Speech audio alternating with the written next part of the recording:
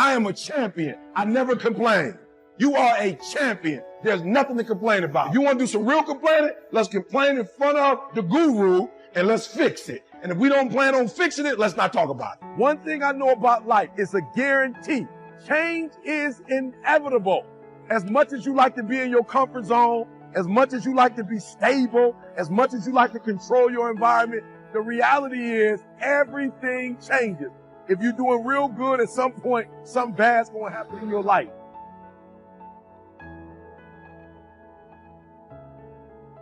You can win. You should win, and you will win if you just keep coming. You keep getting after it. You keep doing one more. Mistakes are going to happen. Make 1,000,000 mistakes. Just quit wasting your energy making the same mistakes. You have to make a decision that I will learn from this thing. Every experience is my education. So the good experiences and the bad experiences, I'm going to learn from that, and I'm going to discover the opportunity for me to grow and for me to get better. Look, life is going to throw some serious blows. It's going to throw you some serious obstacles. You have to learn to turn and look at every obstacle as an opportunity. Winners complain. Winners want to hear themselves talk.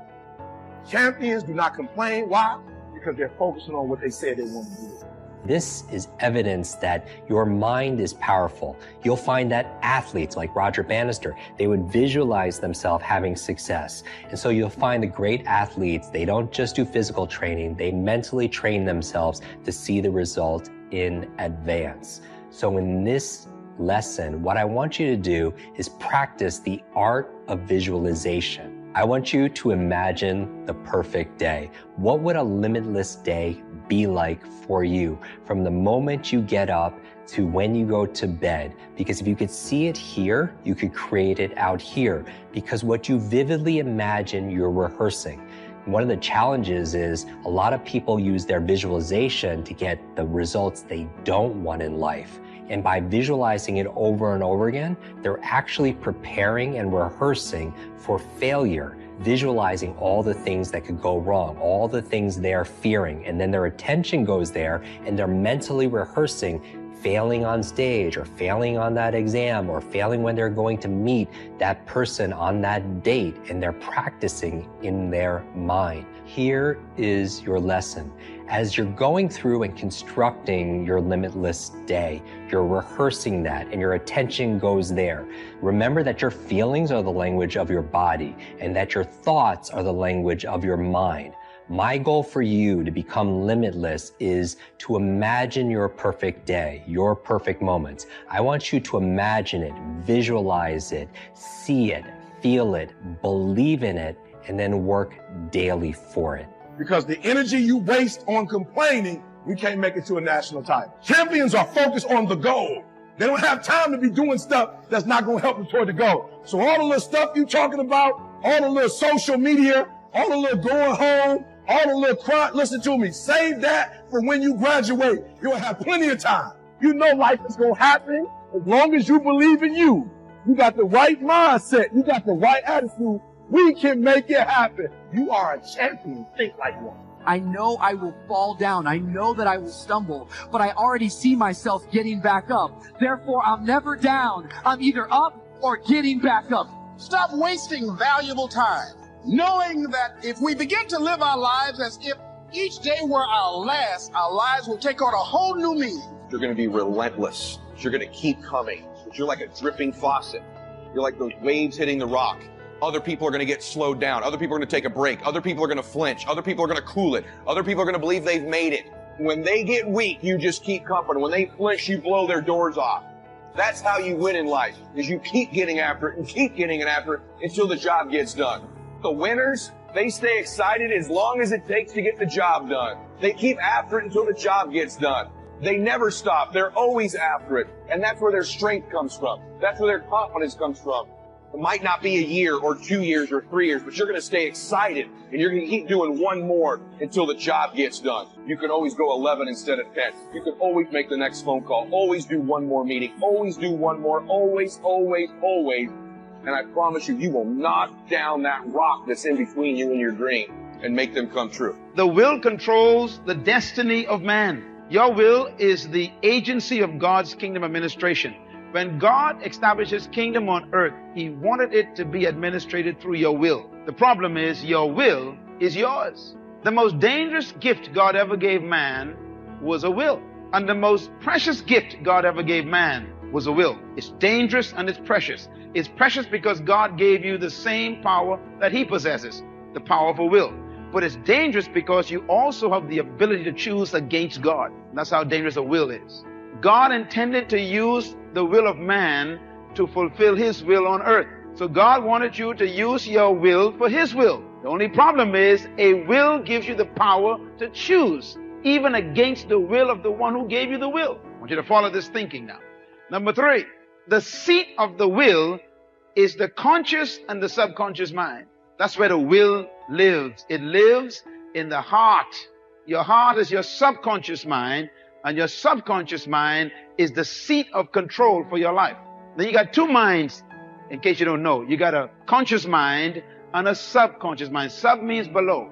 So you got a mind that is always conscious, but then you got a mind beneath that that is not always conscious, but is deeper and more important than your conscious mind.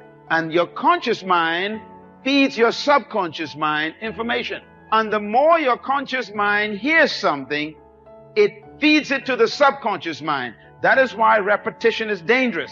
Repetition constantly goes to your conscious mind. But the more your conscious mind hears something, it begins to deposit it, or can I use the technical term, it downloads it to your subconscious mind. Now, you are safe as long as something is in your conscious mind. You're still safe, because you can forget what's in your conscious mind.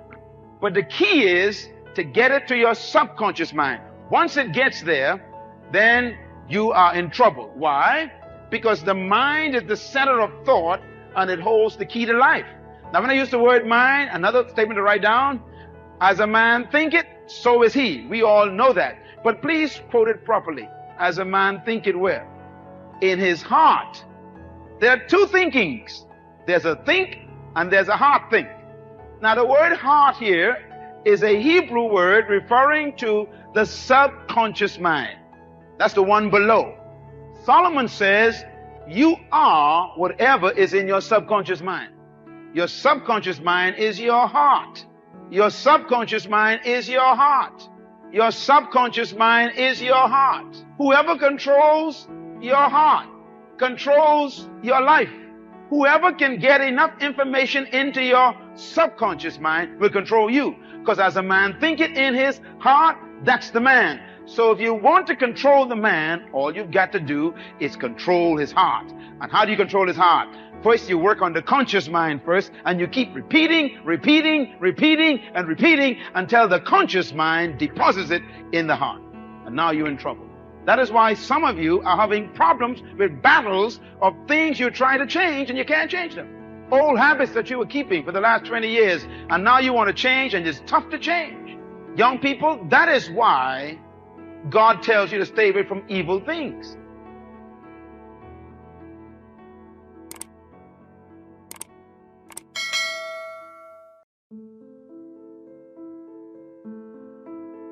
Can you believe in yourself? You have no choice, but you got to make it happen. You got to believe in it.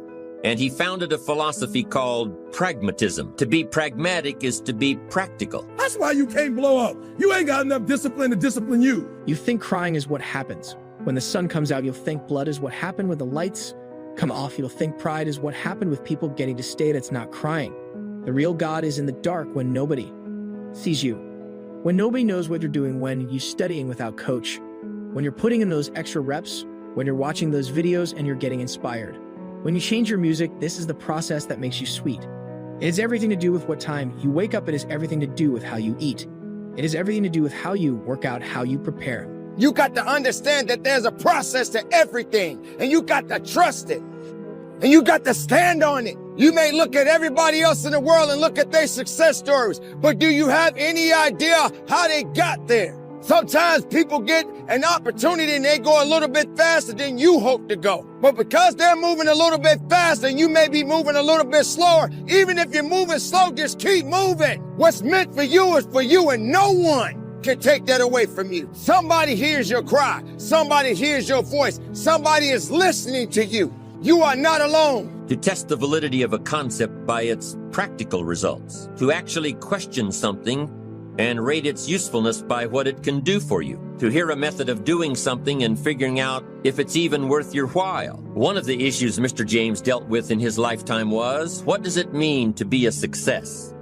A significant person. After years of pondering this question, William James described success as a combination of two things. Number one, an inner ideal which is followed persistently with courage. And number two, outer achievement related to that ideal. If you're going to be the best, the cream of the crop, you got to be it, not talk about it. It has to consume you, it has to take over you. And when I see you without even knowing you, I want to be able to look at you and from your ethos.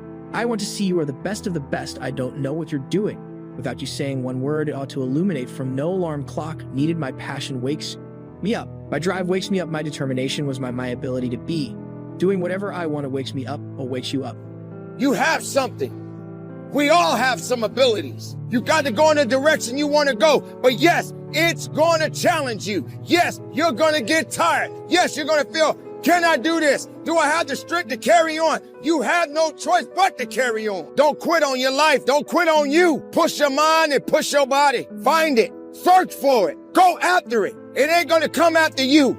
Find that reason. Find that purpose. One thing about purpose, it's beautiful. And it moves in so many different directions. And why is it existing? Why does it matter at this point?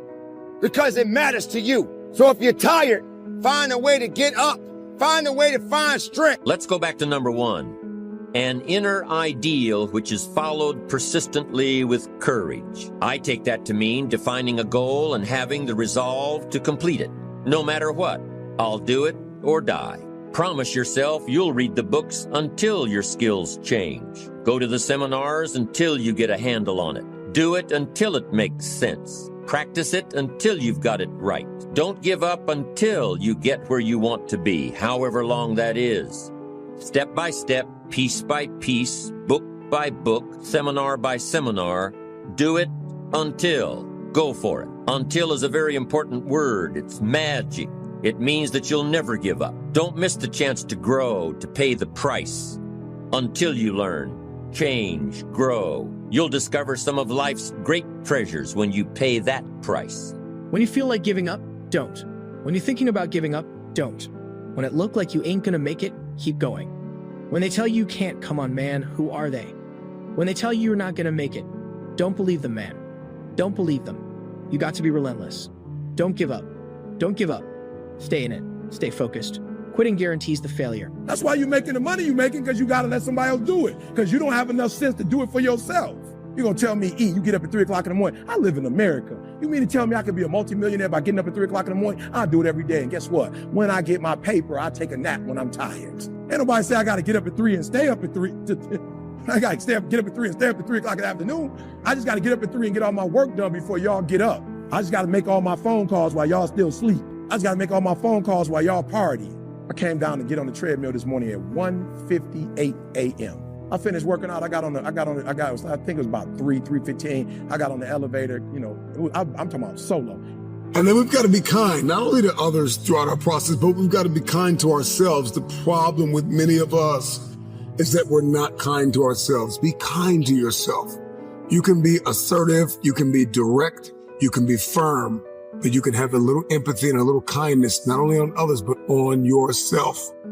Because the truth of the matter is you are not going to always feel like doing what you were designed to do. Okay? And so we've got to condition ourselves for the stretch. With gratitude, we're going to need that coupled with patience. The future takes time to manifest. The future takes time because you are beautifully equipped to get the results you are currently getting, and there are some bigger results that you are after. And in order to get those results, in order to manifest that very specific future, you're going to have to acquire a different set of skills, a different work mentality. It's going to require you to be. It was just me and my man who was cleaning up. It wasn't nobody there. I get on the elevator. I'm going up the elevator. It stopped on the lobby level. I'm like, shoot. I'm just trying to be real, y'all. I ain't trying to be seen at 3 a.m. When nobody, E.T., what up? I have been seeing your video, and I wanted to know about, I'm like, it's 3. Come holler at me at 8. Like, that's when I go into E.T. to hip hop preach. I'm just Eric at 3 o'clock in the morning. You see what I'm saying? So when it hit lobby, I was like, man, here comes somebody about to ask me a ton of questions. I'm trying to take a shower. I stink. I'm really not in E.T., the hip hop preacher mode. Boom. Lobby level. I see a young lady. She probably in her 20s. She looking at the elevator. I'm like, okay, you getting on or you not getting on? I was like, man, I hope I don't get shot. You know what I'm saying? I'm just from the city. I'm like, okay, ain't no telling. My cousins all got guns in their bags in the tray. Elevation is all over you. But next, you got to seize the opportunity. There are so many opportunities for you to grow, so many opportunities for you to learn, so many opportunities for you to share, for you to give, for you to understand, for you to think, for you to be quiet, for you to speak. And you've got to know when to do, what to do, why to do. This is the paradigm of the future. The future has a specific paradigm that you have to execute. You have to walk in this. You're going to have to move from limited beliefs, and you're going to have to move into limitless believing. You have to know your boundaries, establish your guardrails. You got to know your weaknesses and your strengths. Do not stop. It's the no quit mentality. Once you quit, it rules out any chance of succeeding. The mere waking up every day, putting the next foot in front of the next foot, at least keeps you in the game. But you can choose in the midst of all of this that's going on to be happy, in spite of life's challenges. See, a lot of us, because of our limited vision of ourselves, a lot of us who begin to focus on problems and enable them to overwhelm us, we begin to think that we have no options. We begin to believe that there's no way out. Well, guess what? There's always a way. Where there's a will, there's a way.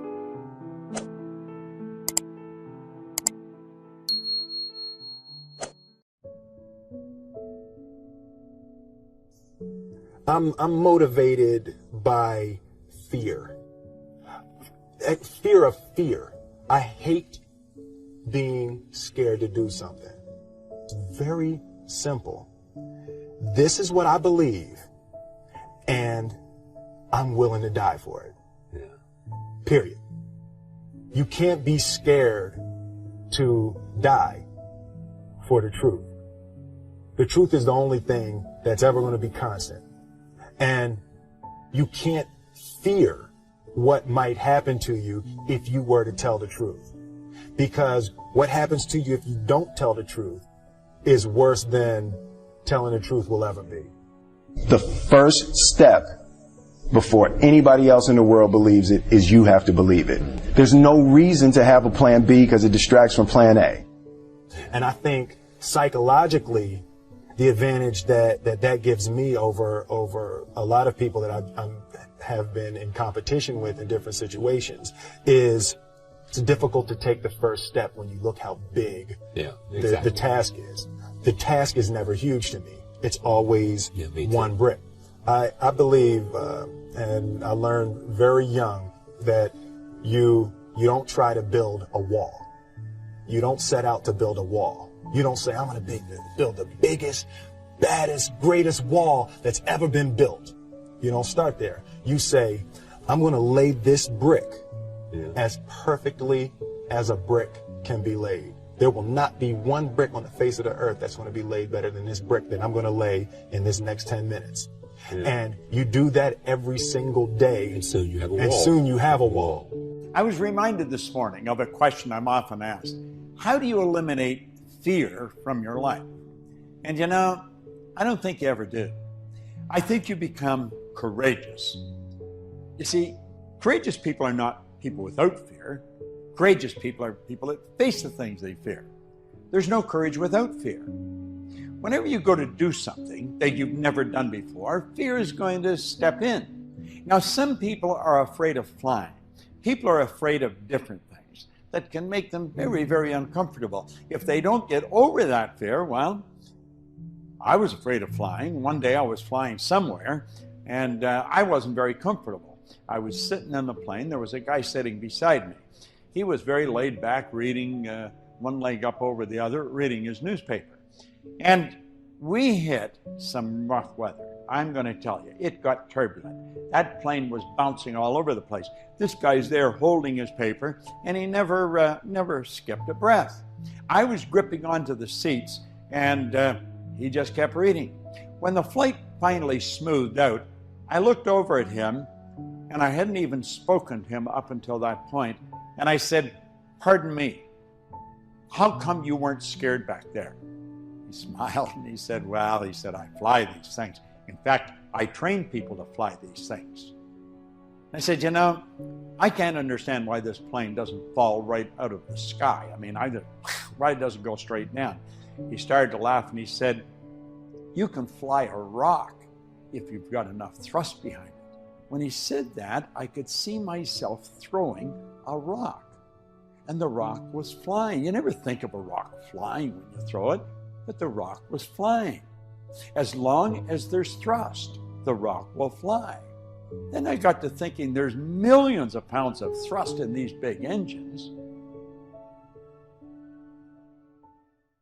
If I could just literally come off the stage and I could get real close to you and we could have kind of like a one-on-one conversation. There are two questions that I would ask you, and the two questions I'm about to ask you will really determine how successful you're going to be in this business, without any question. These are the two questions. It's not like there's 3 or there's 4 or there's 7. There's 2, okay? Just trust me on this. I'm an old man. I know this. I've been around the block a few times. And there are 2 questions that if you can answer in a positive way about yourself, you're going to be very successful. And if you really cannot answer that in a positive way, to be honest with you, you're not going to be near as successful as you would like to be. The first question is very simple. What are you doing to develop yourself? And if you'd say, "My gosh, John, I'll tell you right now, I'm doing a lot to develop myself. I've got a personal growth plan and I'm intentional in this and I'm doing this on a daily deal." If you could say that to me, then I'd say, "Hey, we're in good shape here. We're in good shape," because that's the key. You know, what are you doing to develop yourself? And by the way, the reason that's first is not because you want to be selfish. It's kind of like almost a selfish question. Person says, "Well, why do I start with myself?" The reason you start with yourself is because you cannot give what you do not have. So you better start with yourself. Because if you're leading others and have nothing to give them, nothing to share with them, nothing to teach them, then I can promise you, you'll never be what you want to be as a leader. And I can promise you that after 40 years of personal growth, the secret of any success, if I've had any success at all, the secret of that success has been personal growth in my life. And growth has literally placed me where I am. So what are you doing to develop yourself? It's a huge question. And the 15 laws of personal growth, basically these laws are all about developing yourself and developing the second question, what are you doing to develop others? You see, on the first question, you're foundational for your future. The second question is all about compounding, multiplication. That's where you build a huge business, when you know how to develop other people. Well, Paul Harvey said that you can tell you're on the road to success because it's uphill all the way. And I'm here to tell you, this something for nothing entitlement mindset that invades so many people's lives is a bunch of garbage. I can promise you, nothing that I've ever had worthwhile did I have just kind of fall into my lap like, oh my goodness, I won the lottery. And I know once in a while people win the lottery, but basically the people that win the lottery, half of them lose their money within 3 years, the money they won. And it's because they got money, but they never changed the way they thought. And can I tell you something? If you have all the assets in the world, but you don't change the way you think, you'll lose all the assets in the world. And what I have discovered in this whole process of trade-offs is that every step of the way of my journey, I have to trade something off. And and for you that are young, the good news is your trade-offs will never be easier than when you're young. Because I remember when Mark and I started out, I think, man, you know, I gave up everything. I was a pastor to go in the ministry. I gave up everything. And then I started smiling. I thought, I'm sure I gave up everything. I didn't have anything to give up when I did. Christy talked about affirmations. Abundant thinkers understand the power of I am. Anything after the word I am is true to your unconscious mind, Michael. Anything after I am, anything after I am, even if you know it's not true, your conscious mind will believe it. Anything after I am. So the use of affirmations is very intentional and very consistent. I was diagnosed as clinically depressed in 2001.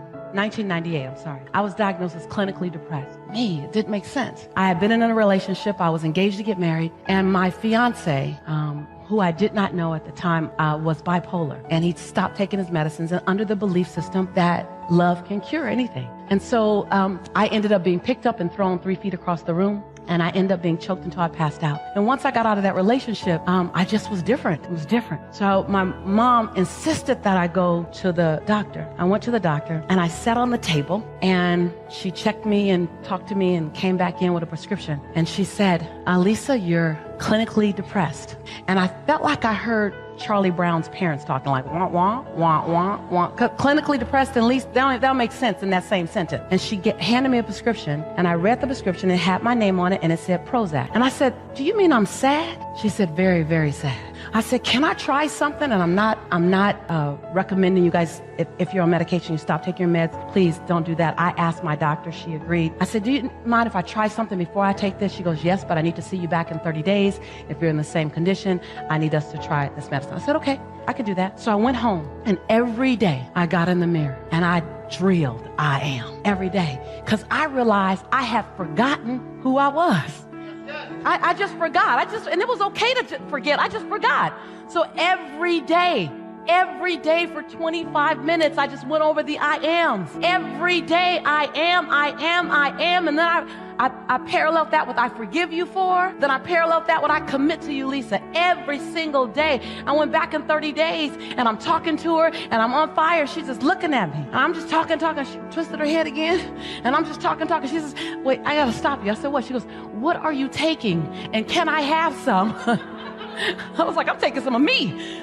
And so the power of I am can pull you through the darkest moment. The power of I am. There are 1,000 real reasons not to go. But the truth is that none of them matter. The truth is, if you want to build something in your life, that you have to remember what Mark Twain said. You have to get started, because at the end of the day, that is literally the only thing that's holding you back.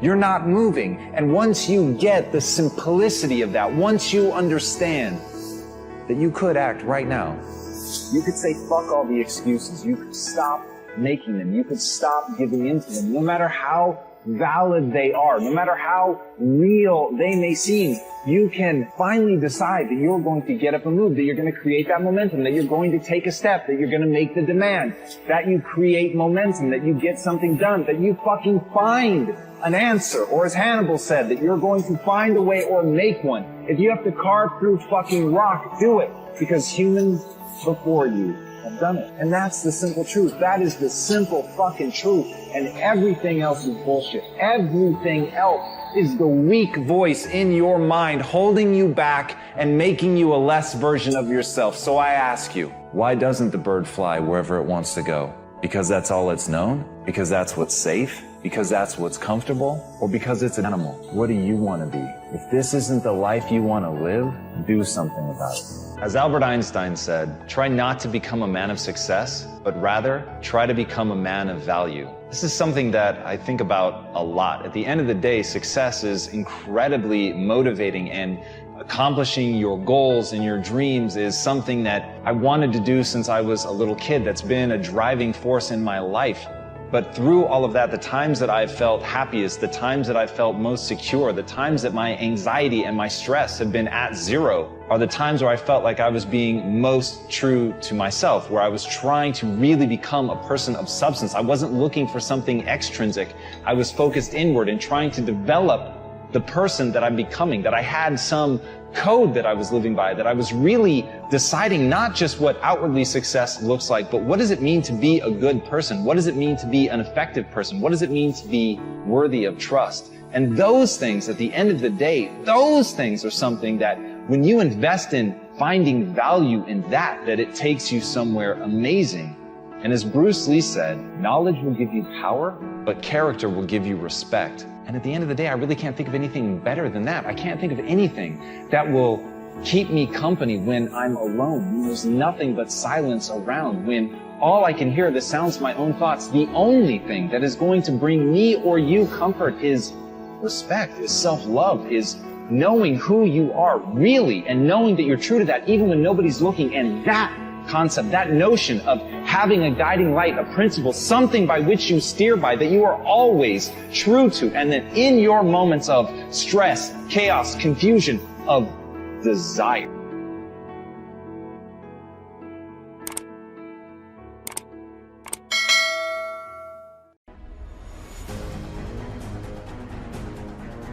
Of all the stuff I've gone through in my life, eating out of trash cans, sleeping in abandoned buildings. The worst thing that ever happened is when I went to the hospital and they told me my wife had a chronic illness and she might not be able to walk one day.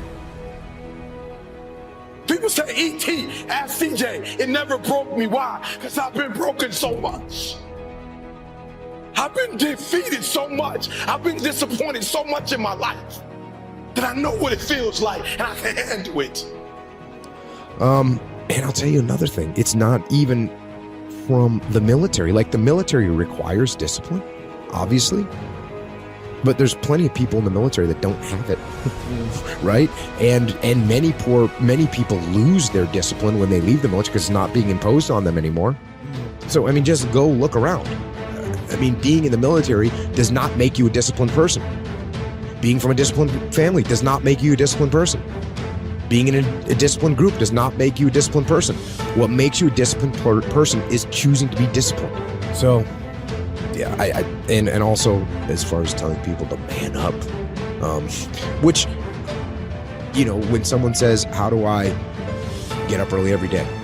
I say, get up early every day. How do I stop eating sugar? Stop eating sugar. If that's the definition of man up, but obviously it's not just men that need discipline in their life. I don't think I use that term, but what I do tell people is to get after it. That's what I tell people, to get after it. I tell people to do the things that they know they're supposed to do.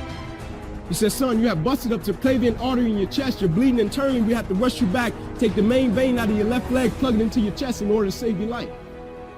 When I opened my eyes from recovery, the same doctor was over me. He said, son, has some good news and some bad news for you. I said, you got some bad news for me? I have to tell him I was about to die. I'm still alive. How bad can it get? I'm still here.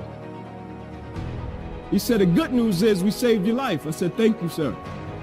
He said, the bad news is, Ink, you have nerve damage in your right shoulder. I said, okay, cool.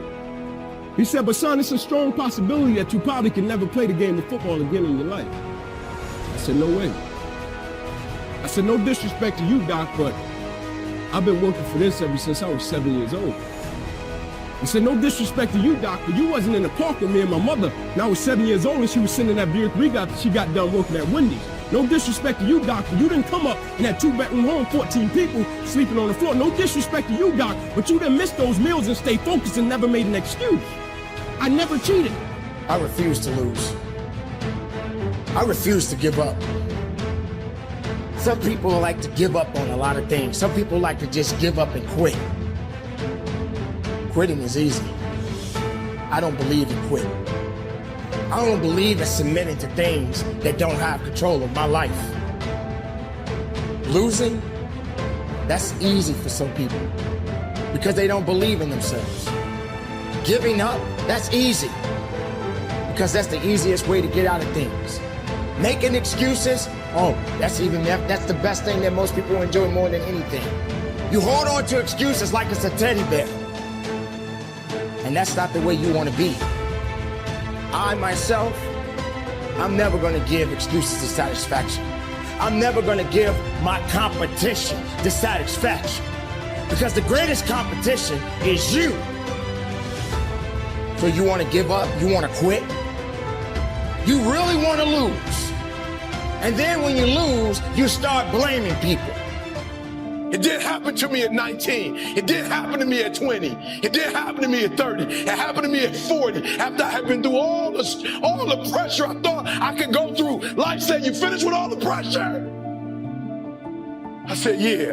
I said, let me bring on the heat. And then when I went through the pressure and the heat, y'all, I thought it was over. The Creator said, now you ready to get cut? You said you wanted to be great, son. You said you wanted to travel the world. You said you wanted to help people, inspire people. And you gotta be a diamond. But listen to me very closely if you've ever studied the diamond. Once it goes through that type of pressure and it finally becomes a diamond, at that point you can't break it no more. Are you hearing what I'm telling you? Once you get to that point, you cannot be broken anymore. And the only way they can tell if a diamond is a diamond or if it's fake is by applying pressure is how they tell. They don't just look at it. You think it's just looking at the thing like I looked in the thing. They'll just bring it here, put it on some glass. Okay, it's real. Right? There's things that you know you're supposed to do as a human being. Things that you know are going to improve your life. Do those things. There's things that you know are going to make you a worse person and make your life worse. Don't do those things. Don't do the things that are making you weaker. Start doing the things that are going to make you stronger and smarter and faster and healthier and going to make you a better human being. And I'll say the same thing to this guy. You want to be more disciplined? Get after it. That's it. Get up early. Do some kind of workout. Eat good foods. Clean your room. Make a list of things that you're supposed to do in your life, and then wake up in the morning and do those things that you put on the list. That's what discipline is. And no, it is not easy. But you're not going to get it from anyone else but you. And it's worth it. And it is the thing that is going to bring you freedom. I never cheated. Like my conscience still until this day won't let me, like I can't cheat. I can't look myself in the mirror and say, Ink, you did a good job knowing that I cheated. I can't cheat. One of the greatest pieces of advice that my mother gave me was this: son, whenever you start, you make sure you finish. And the problem with the world today, people get involved with things, and if they don't like a certain person, if they don't like the process, if it's not what they thought it was, they quit. And what they don't understand about quitting becomes a habit that doesn't just affect you. Later on in life, when you get a wife, when you get some kids, or you get a family, it's going to come back to hunt you, and it will one day affect them. That is why I tell you the process is more important than the product. It's not even about the outcome for me. It's about, can you take pride in what you do as an individual, and every night when you look in the mirror, knowing that you gave everything you had to it. When all you had to do was give it everything you had within yourself. For me, you can't beat me. I'll beat myself before I let someone else beat me. Does it sound like I'm overconfident? Does it sound like that I know more than you know? No, I know me better than you know me.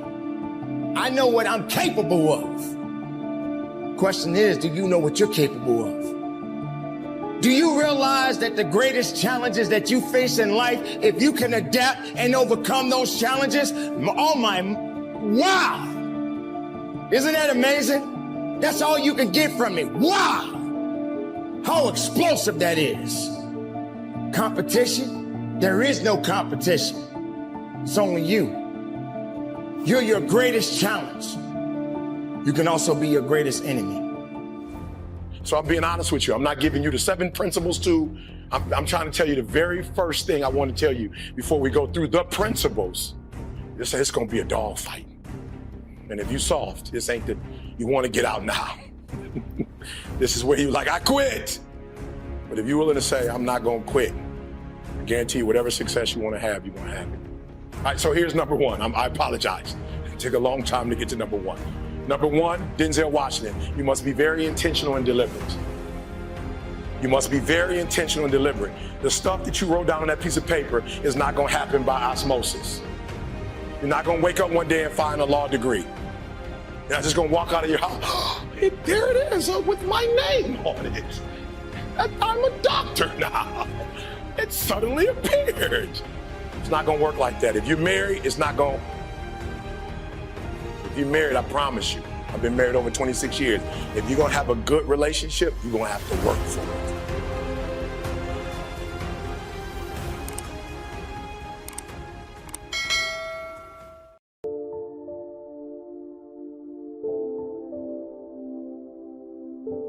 The next thing that begins to nurture that hunger, honor yourself as your word. Don't give your word out lightly. When you throw your word out there and you don't honor it, it makes a statement about you. If you decide to maintain a sense of integrity with yourself, that if I speak it, I'm going to live it. It's who I am. And I'm going to be very cautious in how I give my word to others, and most of all with the commitments that I make to myself, because I want my life to reflect my words and honoring who I am and what I express.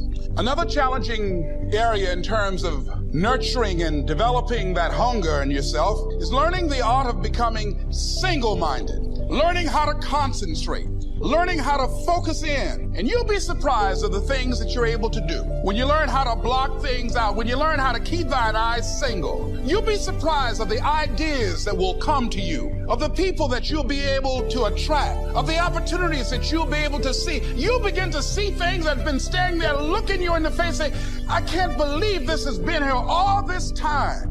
Why would the farmer put the plow in the ground in the spring if he couldn't see the vision of the harvest when the summer is finished? Is it possible to see the finished harvest? And the answer is yes. We do that simply by faith. Key phrase, faith is the ability to see things that don't yet exist. And that's how things exist. How did this hotel get here? Someone saw it while the property was vacant. You say, well, is it possible to see this hotel when it isn't here? And the answer is yes, of course. If somebody cannot see it when it is not here, then it will never be here. So it's possible to see things that don't yet exist. Interesting. When should you start building this hotel? This is a good question for your philosophical musings. When should we start building the house? When should we start? And here's the answer. As soon as it's finished. You wouldn't start building the house until you had it finished. If you just started laying bricks and somebody came around and said, what are you doing? I said, I'm just laying bricks. And said, what are you building? And you said, I have no idea. See, they'll take you away to a safe place.